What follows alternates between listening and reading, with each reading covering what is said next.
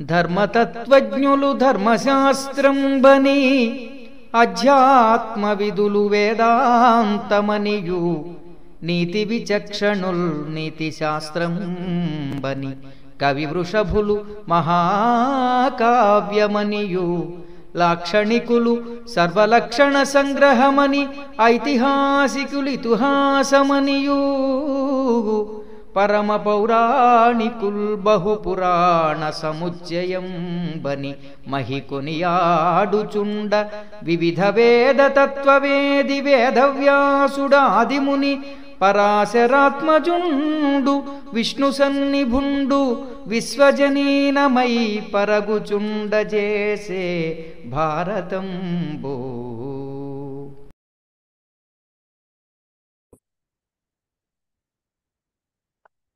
శ్రీ గురుభ్యో నమః. వ్యాస విరచిత శ్రీమన్ మహాభారతంలో సభాపర్వంలో నేడు మనం బ్రహ్మసభ ఎలా ఉంటుంది అనేటువంటిది నారదుల వారి యొక్క వచనాలలో తెలుసుకుందాం. ముందుగా దైవస్మరణ చేసుకుని ఈ 11వ అధ్యాయాన్ని ప్రారంభించుకుందాం. శుక్లాంబరధరం విష్ణుం శశివర్ణం చతుర్భుజం ప్రసన్నవదనం ధ్యాయేత్ సర్వవిఘ్నోపశాంతయే. వ్యాసం వసిష్ఠనప్తారం శక్తేః పౌత్రమకల్మషం పరాశరాత్మజం వందే సుఖతాతం తపోనిధిం. వ్యాసాయ విష్ణురూపాయ వ్యాసరూపాయ విష్ణవే నమో వై బ్రహ్మనిధయే వాసిష్ఠాయ నమో నమః. నారాయణం నమస్కృత్య నరం చైవ నరోత్తమం దేవీం సరస్వతీం వ్యాసం తతో జయముదీరయేత్.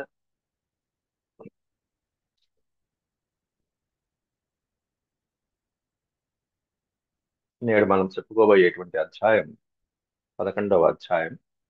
ఇప్పటి వరకు నారదుల వారు ఇంద్ర యమ వరుణ కుబేరుల యొక్క సభలని ధర్మరాజుకి వర్ణించడం జరిగింది. ఆ తర్వాత బ్రహ్మసభా వర్ణన చేస్తూ నారదుల వారు పితామహ సభాం తాత కథ్యమానాం నిబోధమే శక్యతే యా న నిర్దేష్టుం ఏవం రూపేతి భారత. ఆ సభ ఇలా ఉంటుంది, ఈ సభ ఇలా ఉంటుందని చెప్పేసి బ్రహ్మసభ దగ్గరికి వచ్చేటప్పటికీ ఈ సభ అనేటువంటిది బ్రహ్మసభ నా నిర్దేష్టం ఏవం రూపేతి, బ్రహ్మసభ ఈ రూపంలో ఉంటుందని నిర్దేశించడం కష్టమయ్యా అని చెప్పేస్తున్నాడు నారదుల వారు. పితామహ సభాం తాత, తాత అంటే నాయన ధర్మరాజా, కథ్యమానాం పితామహ సభాం, చెప్పబోయేటువంటి ఈ పితామహుడు అంటే బ్రహ్మదేవుడు, ఆ బ్రహ్మదేవుని యొక్క సభని గురించి నిబోధమి, నేను చెప్పబోయే ఈ సభ గురించి విను నాయన. శక్యతే న అనేటువంటిది, ఏ సభ అయితే నేను చెప్పబోతున్నానో ఆ సభ న శక్యతే, సాధ్యం కాదు. దేనికి సాధ్యం కాదంటే ఏవం రూపేతి నిర్దేశం, ఇది ఈ సభ ఈ రూపంలో ఉంటుంది, ఇలా ఉంటుందని నిర్దేశించడం అనేటువంటిది సాధ్యం కాదు. అట్లాంటి సభ బ్రహ్మసభ. అయితే నారదుడి కంటే ముందు ఈ సభని ఎవరు చూశారు అనేది వర్ణిస్తున్నాడు ఇక్కడ తర్వాత. పురా దేవయుగే రాజన్ ఆదిత్యో భగవాన్ దివః ఆగచ్చన్మానుషం లోకం దిదృక్షుర్ విగతక్లమః. పురా దేవయుగే, దేవయుగం అంటే కృతయుగం అంటారు. ఆ కృతయుగంలో హే రాజన్, ఓ ధర్మరాజన్, ఆదిత్యో భగవాన్ దివః, ఆదిత్యుడు సూర్య భగవానుడు దివః స్వర్గలోకము నుండి ఆగచ్చన్ మానుషం లోకం, మానవ లోకానికి దిగొస్తున్నట్ట. ఇక్కడ వాళ్ళు ఎలా ఉన్నారు ఏమిటో చూద్దామని చెప్పేసి ఆ బ్రహ్మసభను చూసి ఆ దివ్యలోకం నుంచి, ఆ బ్రహ్మలోకం నుంచి అలా దిగి వచ్చి మానవ లోకానికి స్వయంగా వచ్చేసాడు. అది కూడా ఎలా వచ్చాట? చరణ్ మానుష రూపేణ, మానుష రూపేణ చరణ్, సూర్యుడు మానవ లోకంలో మానవులాగా సంచరించాట. ఎక్కడున్నాడు చూడాలి. సూర్య భగవానుడే చరణ్ మానుష రూపేణ, సామాన్య మానవుడిలాగా చరించాట సూర్య భగవానుడు. ఆ సందర్భంలో అప్పుడు నారదుడు కలిశాడు. నారదుడు కూడా భూలోకంలో ఉన్నట్ట. చరన్మానుష రూపేణ సభాం దృష్ట్వా స్వయం భువః. ఎందుకంటే అది దేవయుగం అన్నారు. అందుకే దేవతలు కూడా అలా మానవుల్లాగా భూలోకంలో సంచరించినటువంటి యుగం కృతయుగం.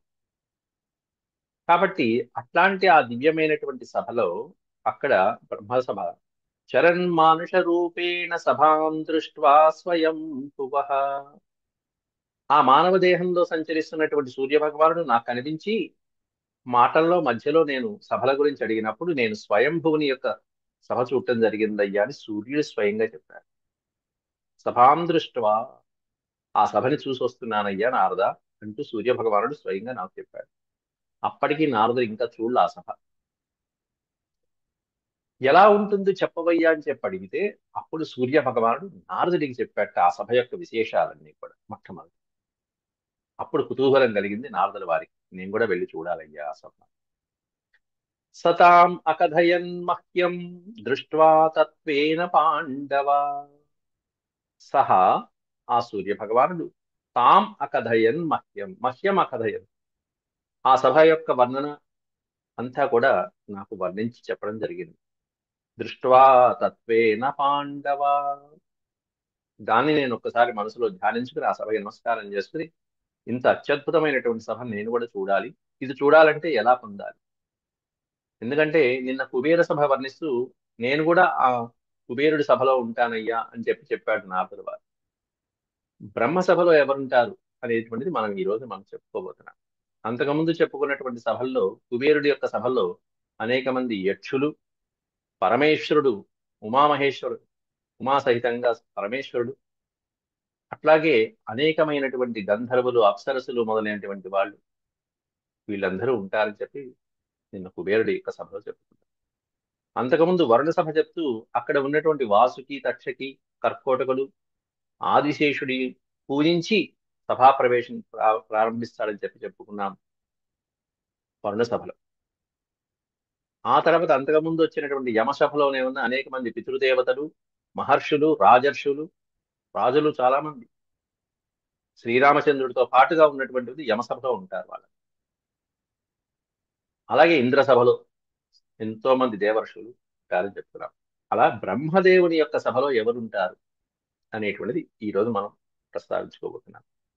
ఆయన సృష్టి అంతా ఆ సభలో ఉంటుంది. చరాచర సృష్టి అంతా ఉంటుంది ఆయన సభలో.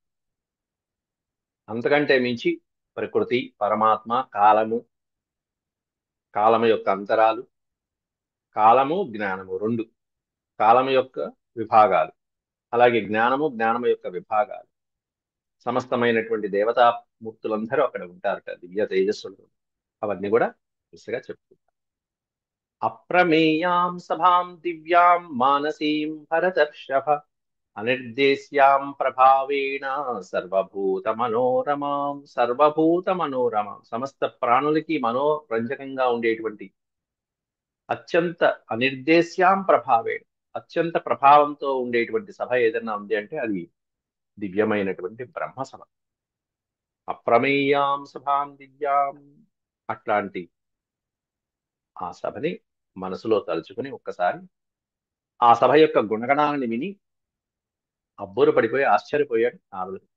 శ్రుత్వా గుణానహం తస్యా సభాయా పాండవర్షభ. ఓ ధర్మరాజా, ఆ బ్రహ్మదేవుని యొక్క సభ యొక్క గుణగణాలని విన్న తర్వాత తస్యా సభాయా గుణాన్ అహం శ్రుత్వా, నేను విన్న తర్వాత సభ చూడాలి, బ్రహ్మదేవుని యొక్క సభ ఎలా ఉంటుందో చూడాలి, బ్రహ్మలోకానికి వెళ్ళి అనే కుతూహలంతో సూర్య భగవానుని నేను అడిగాను. దర్శనేత్సుస్తథా రాజన్ ఆదిత్యమిదమబ్రువన్. ఆ బ్రహ్మలోకం చూడాలంటే ఏం చేయాలి? దానికి ఏమైనా క్వాలిఫికేషన్ ఉందా? ఏమన్నా చేస్తే అక్కడికి వెళ్తామా అనేటువంటి దాని గురించి అడిగాను. దర్శనేత్సు, దర్శన ఈప్సు, దర్శించాలనే కుతూహలంతో ఆదిత్యమిదమబ్రువన్, ఆదిత్యుడితో అన్నాను. ఏమని? భగవన్ ద్రష్టుమిచ్చామి పితామహ సభాం శుభాం, పితామహుడి యొక్క శుభమైనటువంటి ఆ సభని ద్రష్టుమిచ్చామి, నేను చూడాలని కోరుకుంటున్నాను స్వామి. ఎలా ఎలా చూడాలి? ఎక్కడికి వెళ్ళాలి? ఏ ప్రదేశంలో ఉంది? అడ్రస్ ఏమిటి? ఏన వా తపసా శక్త్యా కర్మణా వాపి కోపతే. ఏ తపస్సు చేస్తే మనం ఆ సభ చూడగలం, లేకపోతే ఏ కర్మని సాధిస్తే, ఏ పనులు చేస్తే మనం ఆ సభని చేరుకోగలం. ఏన వా తపసా శక్త్యా కర్మణా వాపి గోపతే ఔషధైర్వా ఔషధైర్యా తథా యుక్తైరుత్తమా పాపనాశని.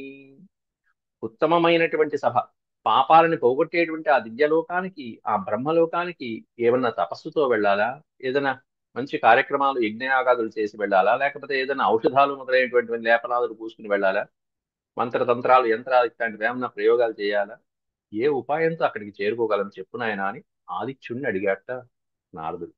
ఇదంతా ధర్మరాజుకి వర్ణిస్తున్నాడు. అంటే తాను సభ చూడటానికి ముందు జరిగిన ఒక చిన్న అనుభూతిని ఇక్కడ వర్ణిస్తున్నాడు నారదుడు.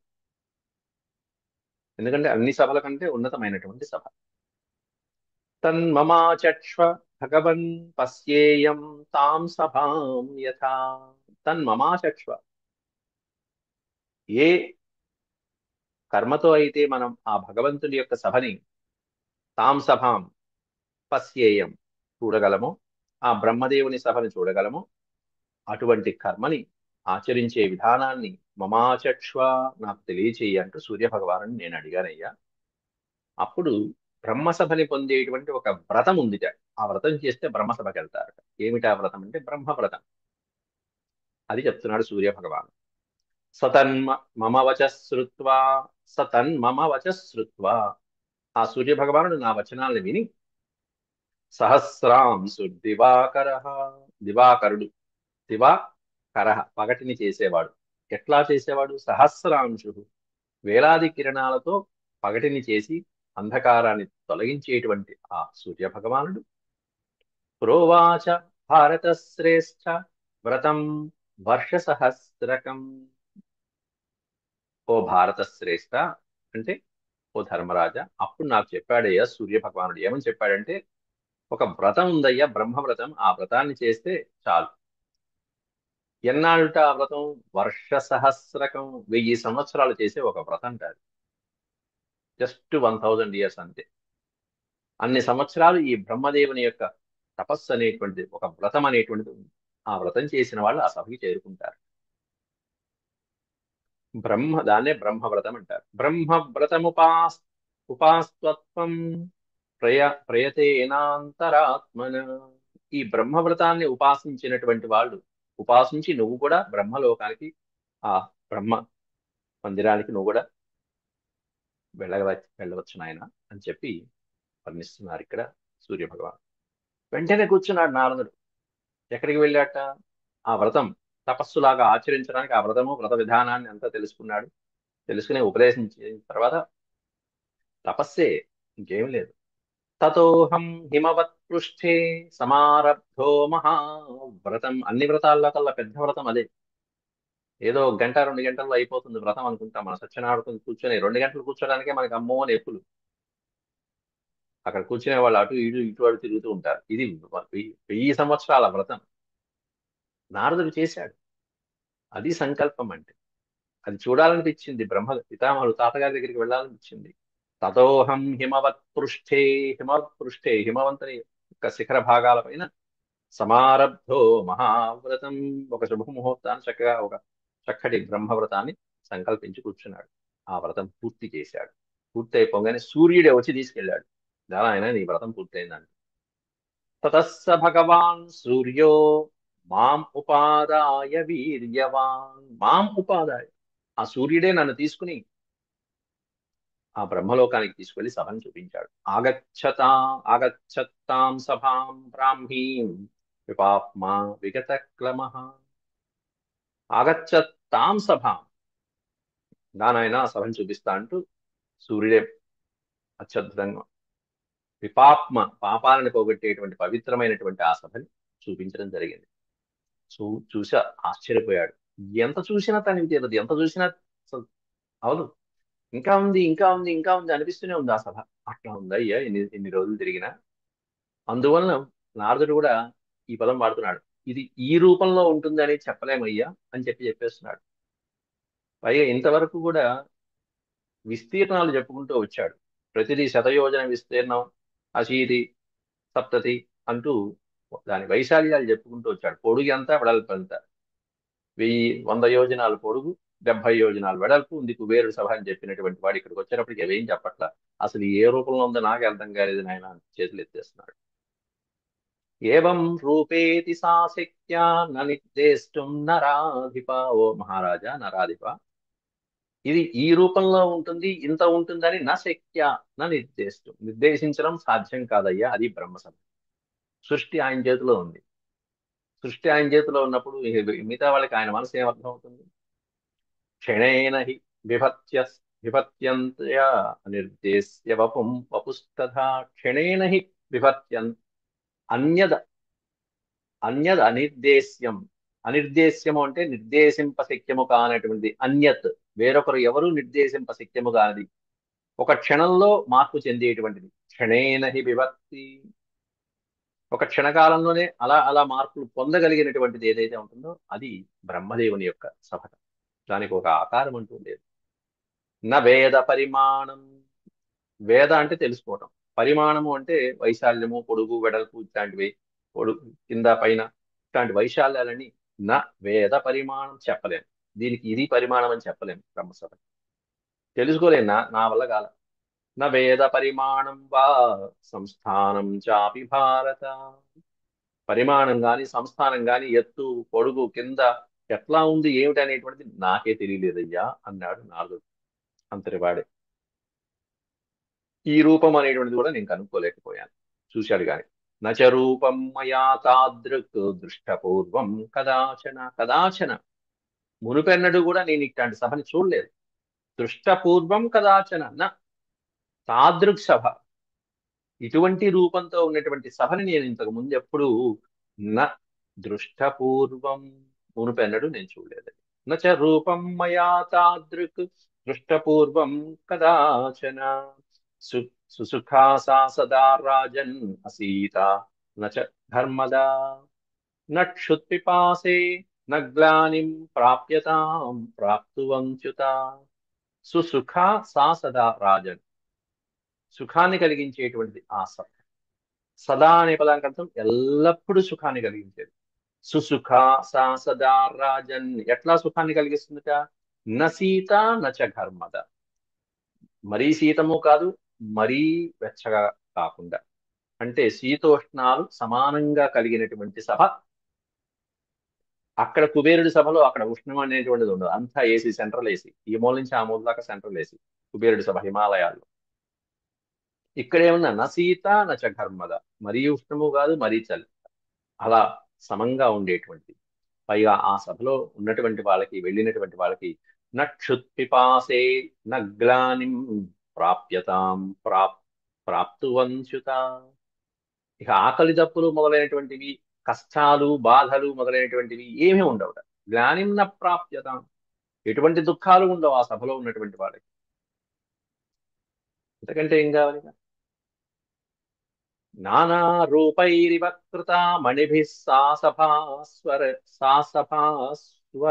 శుభ అని పడింది సభ. సా సభాస్వరై, శుభాస్వరై అని కూడా చెప్పచ్చు. శుభకరమైనటువంటి స్వరములతో, అనేకమైనటువంటి మణులతో కూడుకుని ఉన్నటువంటిది. నానా రూపైరివ కృతా మణిభిః, అనేక మణులతో నిర్మించబడినటువంటిది ఈ సభ. అయితే దీంట్లో ఉన్నటువంటి విశేషం, ఈ సభలో ఉన్న విశేషం ఇదిగో ఈ పాదంలో చెప్తున్నాడు. ఎక్కడ పిల్లర్లు, బేస్మెంట్, పునాదులు లేకుండా కట్టినటువంటి సభ.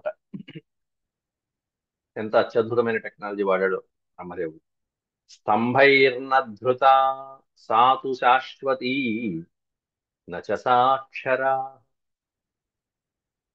శాశ్వతమైనటువంటి సభ, క్షరము కానటువంటి సభ. క్షరము అంటే నాశనం, నాశనము కాకుండా శాశ్వతంగా ఉండేటువంటి అత్యద్భుతమైనటువంటి సభ. స్తంభైర్ నచధృత, స్తంభాల మీద నిలబడినటువంటి సభ. ఎక్కడ పిల్లర్లు లేవు, బేస్మెంట్ లేవు, ఏనుగు పాదాలు లేవు, ఏమీ లేవు. మన వాళ్ళు ఓ పునాదులు, శంకుస్థాపన మొత్తం అంతా ఇవన్నీ చేసుకుంటూ పిల్లర్లు వేసుకుంటూ వెళ్తారు.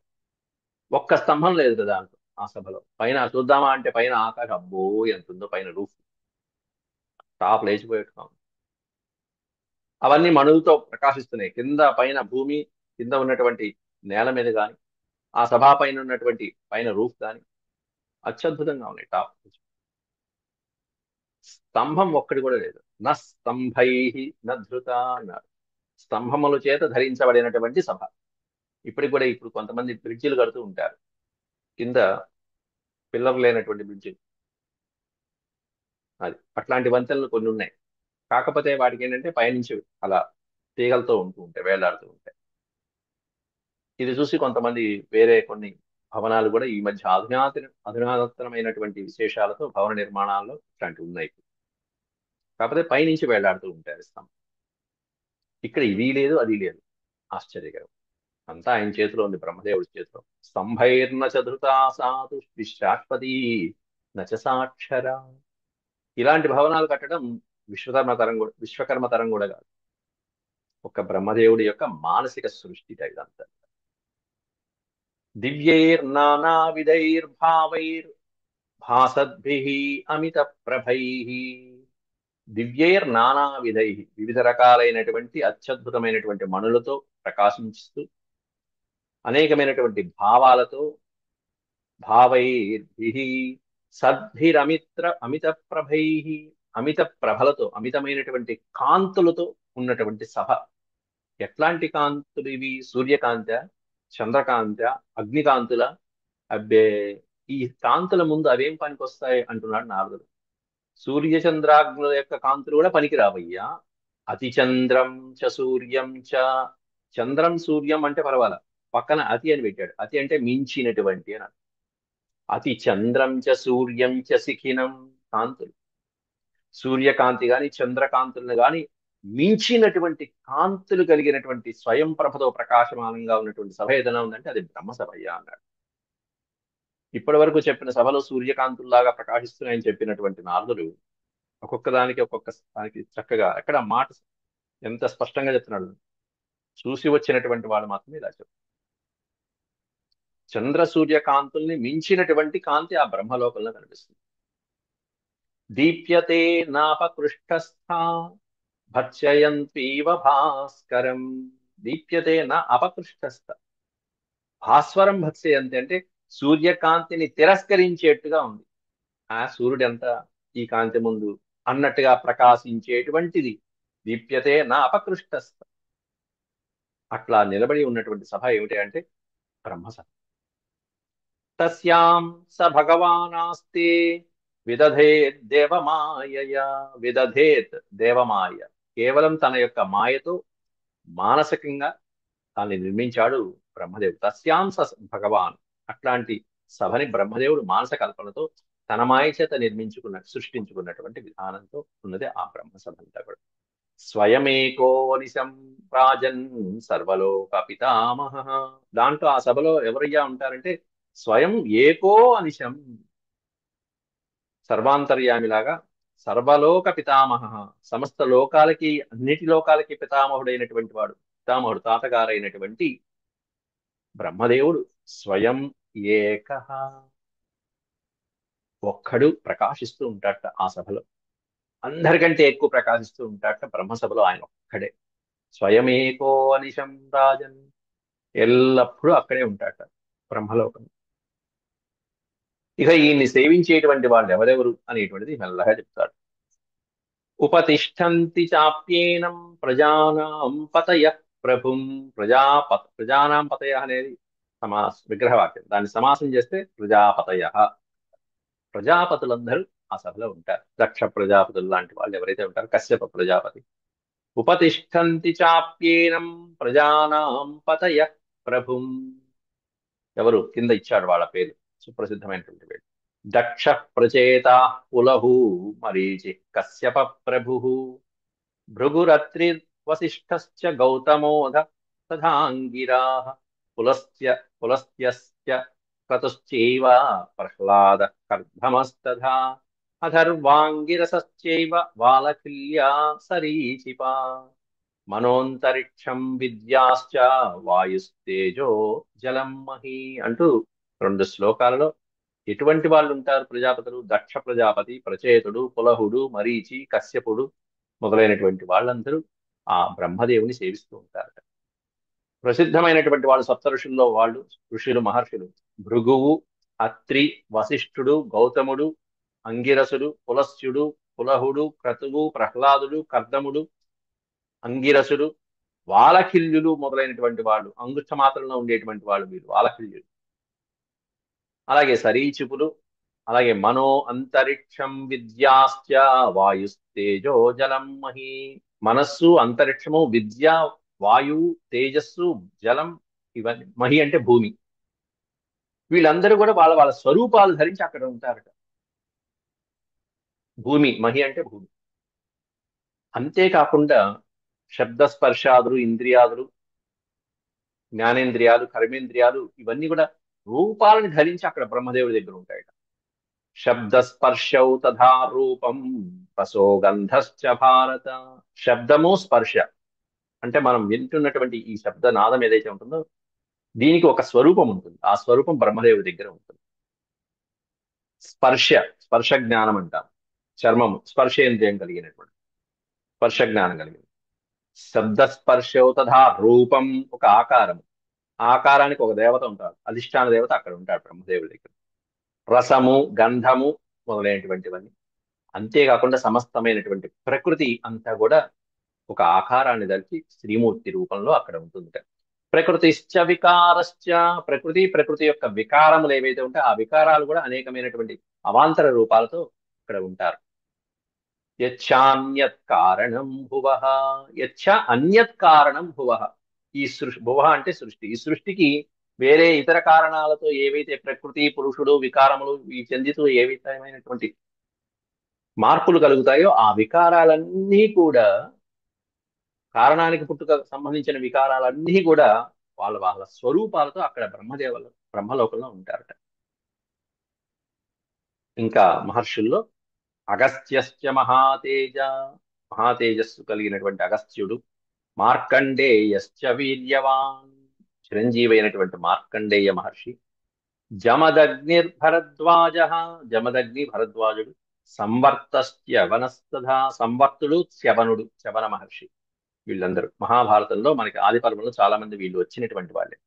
అలాగే దుర్వాసాశ్చ మహాభాగ, ఋష్యశృంగశ్చ ధార్మిక, ఋష్ణ పడింది ఋష్యశృంగశ్చ ధార్మిక, పుణ్యాత్ముడైనటువంటి ఋష్యశృంగ మహర్షులు వారు రామాయణంలో వస్తారు.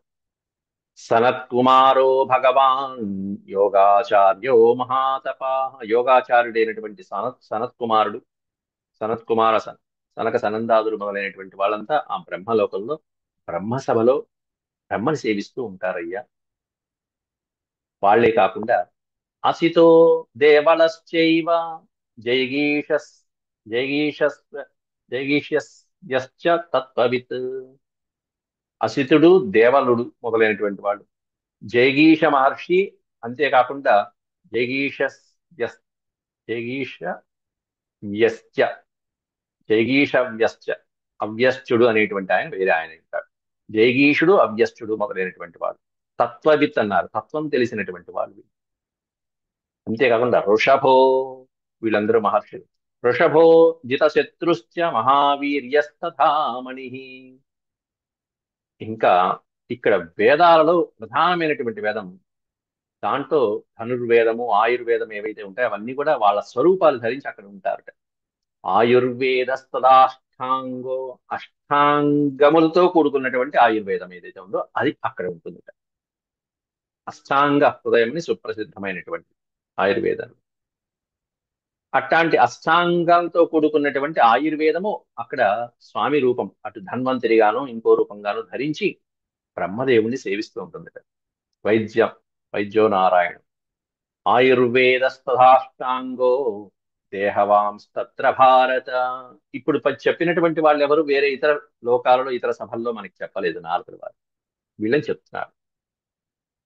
ఇంకా చంద్రమా సహ నక్షత్రైరాదిత్యశ్చ గభస్తిమాన్, నక్షత్రములతో కూడుకున్నటువంటి 27 నక్షత్రాలు, అలాగే సమస్తమైనటువంటి నక్షత్ర మండలతో కూడుకున్నటువంటి చంద్రుడు అక్కడ ఉంటాడట. ఆదిత్యుడు ఉంటాడట. ద్వాదశ ఆదిత్యులు కూడా గభస్తిమాన్, ద్వాదశ ఆదిత్యులతో పాటుగా సూర్యుడు, ఆ విధంగా ఆ బ్రహ్మసభలో స్వామి సేవిస్తూ ఉంటారట. అలాగే వాయుదేవుడు, వాయవ క్రతవశ్చైవ, క్రతువులు అంటే యజ్ఞాలు. వాయుదేవుడు, సూర్యుడు, చంద్రుడు, అనేక రకాలైనటువంటి క్రతువులు ఏవైతే ఉంటాయో యజ్ఞయాగాదులు, అవన్నీ కూడా వాటి స్వరూపాన్ని ధరించి అక్కడ స్వామిని సేవిస్తూ ఉంటారు. వాయవ క్రతవశ్చైవ సంకల్ప ప్రాణ ఏవచ. సంకల్పాలు, ప్రతి జీవి యొక్క సంకల్పాలు ఏవైతే ఉంటాయో ఆ సంకల్పాలు ప్రాణాన్ని ధరించి అక్కడ ఉంటాయట. అంతేకాకుండా ప్రాణం కూడా అక్కడ ఉంటుంది. అంటే జీవుల యొక్క ప్రాణం అనేటువంటి ఒక స్వరూపంగా అక్కడ ఉంటూ ఉంటుంది. ప్రాణం అంటే ఏముంటుంది? జీవుడు దేవుడు ఒకడే అని చెప్పుకున్నాం. ఆ ప్రాణానికి ఒక దేవుడు ఉంటాడు. ప్రతిదానికి ఒక పరమాత్మ ఉంటాడు. ఆ పరమాత్మ స్వరూపం అక్కడ ఉంటుంది. ఆయనకి ఈ బాధ్యత అప్పగిస్తారు బ్రహ్మదేవుడు. ఆయన ప్రాణదేవ, నువ్వు మిగతా వాళ్ళ ప్రాణాల్లో ఇగో ఇట్లా ఉందని చెప్పి చెప్తారు. దానికి ఒక భగవంతుడు ఉంటాడు. ఆ ప్రాణానికి, ప్రాణమే జీవుడు, ప్రాణమే దేవుడు, దేహమే దేవాలయం. వీళ్ళందరూ ఎలా ఉంటారు అదేంటి ప్రాణం ఏమిటి అక్కడ ఉంటారంటే కింద దాంట్లోనే చెప్తున్నాడు. మూర్తిమంతో మహాత్మానో మహావ్రత పరాయణ. వీళ్ళందరూ వాళ్ళ వాళ్ళ మూర్తిమంత అంటున్నాడు. వాళ్ళ స్వరూపాలు, వాళ్ళ ఆకారాల్ని ధరించి అక్కడ వాయు రూపంగా, అంతేగాని గాలి వచ్చి చిట్టి అందు.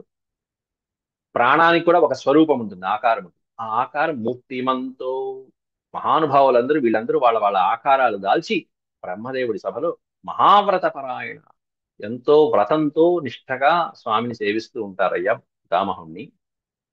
వీళ్ళే కాకుండా ఏతే చాన్యే చ బహవో బ్రహ్మాణం సముపస్థితా. వీళ్ళే కాకుండా బ్రహ్మదేవుని ఎంతో మంది ఉపాసిస్తూ ఉంటారు. ఎవరయ్యా వాళ్ళు? అర్థో ధర్మశ్చ కామశ్చ హర్షో ద్వేషస్తపోదమ. ధర్మార్థ కామాలు అనేటువంటివి ఈ మూడు, ధర్మ అర్థ కామ మోక్షాలు, చతుర్విధ పురుషార్థాల్లో మూడు అక్కడే ఉన్నాయి. అర్థ ధర్మ కామాలు అనేవి స్వరూపాలను ధరించి ఆ స్వరూపంతో బ్రహ్మలోకంలో బ్రహ్మని ఉపాసిస్తూ ఉంటారు. ఇంకా ఏమున్నాయి? హర్షము, ఆనందం అనేటువంటి, సంతోషం అనేది బ్రహ్మదేవుడి దగ్గర ఆకారంతో ఉంది. ద్వేషం అనేటువంటిది కూడా ఉంది.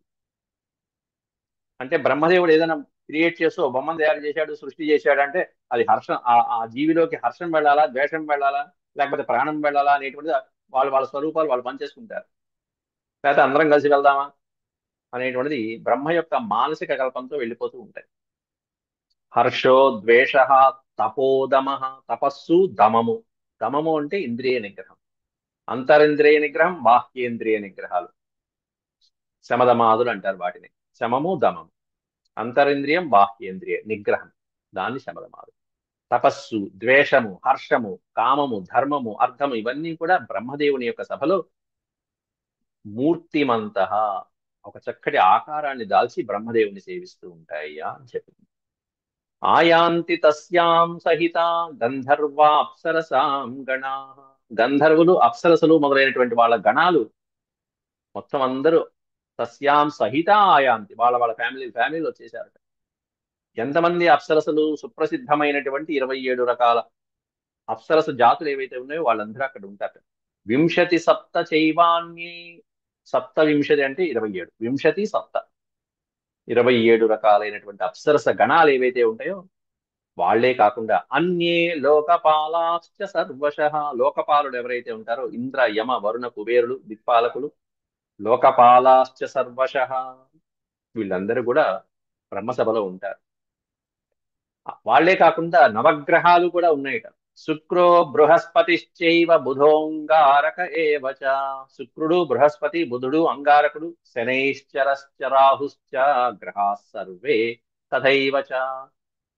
ఇంతకు ముందు చెప్పినటువంటి సభలో వీళ్ళు ఎక్కడా రాల నవగ్రహాలు. ఈ గ్రహాలు, నక్షత్రాలు, చంద్రుడు, సూర్యుడు మొదలైనటువంటి వాళ్ళందరూ కూడా, సూర్యచంద్రుడు పైన చెప్పేశారు కాబట్టి వారిద్దరిని ఇక్కడ చెప్పాల. వీళ్ళందరూ కూడా అక్కడ బ్రహ్మ సభలో ఉన్నారయ్యా. అంటే వీళ్ళందరూ బ్రహ్మ వ్రతాన్ని చేసుకున్నటువంటి పుణ్యాత్ములు. ఆ వ్రతం చేసుకుంటే గానీ వాళ్ళు అక్కడికి వెళ్ళలేరు 1000 సంవత్సరాలు, నారదుల్లాగా. ఇంకా ఎవరెవరు ఉన్నారు అనేటువంటిదంతా కూడా ఇంకా 30 శ్లోకాలు ఉన్నాయి. రేపటి పాఠంలో మనం వాటిని ప్రస్తావించుకుందాం. ఇంతవరకు సెలవు. ఓం శాంతి శాంతి శాంతి. యదక్షరపద భ్రష్టం మాత్రాహీనం చ యద్భవేత్ తత్సర్వం క్షమ్యతాం దేవ నారాయణ నమోస్తుతే. సర్వం శ్రీకృష్ణార్పణమస్తు. హరి ఓం. స్వస్తి.